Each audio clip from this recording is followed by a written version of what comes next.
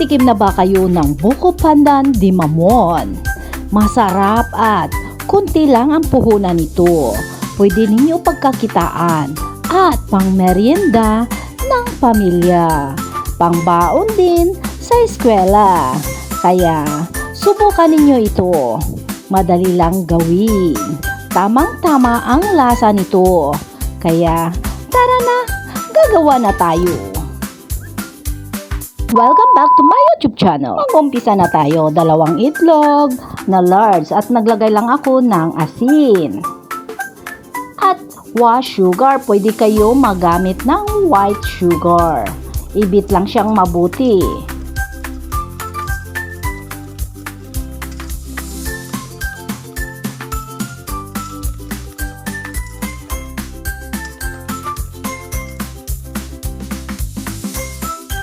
Naglagay din ako ng cooking oil.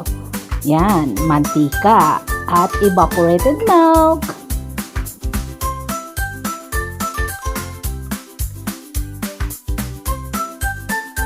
At ilagay na natin ang 2 1/2 cup all-purpose flour. Nasala ko na yan siya.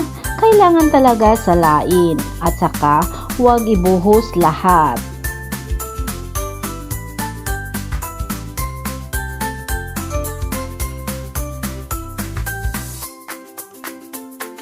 At naglagay din ako dito ng buko fresh juice sa baw ng niyog.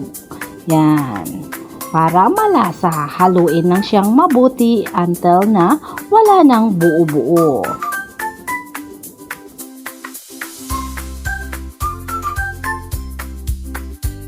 At dito ko ilagay yung 2 tablespoon na baking powder. Kaya para iwas yung overmix. Yan. Diyan ako naglalagay para hindi siya ma-overmix. At nagdagdag din ako ng 2 teaspoon vanilla flavor. Yan. Para vanilla yung amoy. At 1/2 cup fresh buko. Scrape ko lang yan siya. Haluin lang natin. Yan, napakabango. Yan, scrape lang natin sa ilalim para pantay ang mixture natin. Kaya, kailangan talaga nakapag-preheat na kayo ng oven ninyo para isa lang natin kaagad.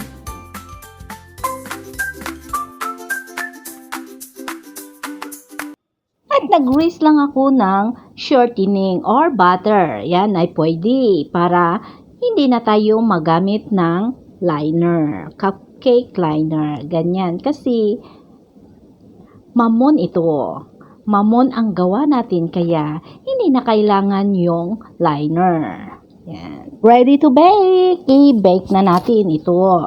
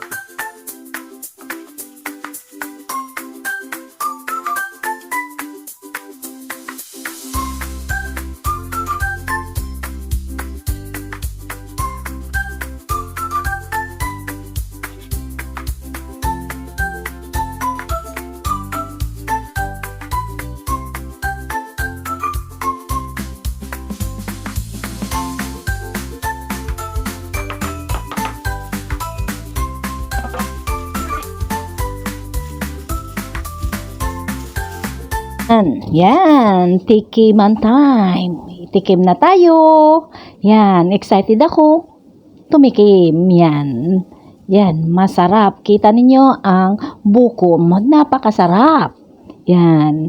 At saka, tamang-tama yung lasa, yung tamis. slice din natin yung loop. Yan, kasi mas marami kayo makakain ito pag ganito ang pag-slice.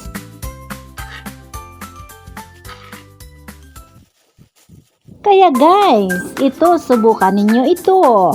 Pwede ninyo pagkakitaan at pang merienda, pang baon sa eskwela. Yan, napakasarap at simpleng sangkap nito. Yan, napakabango. At konti lang talaga ang puhunan nito. Kaya subukan ninyo to.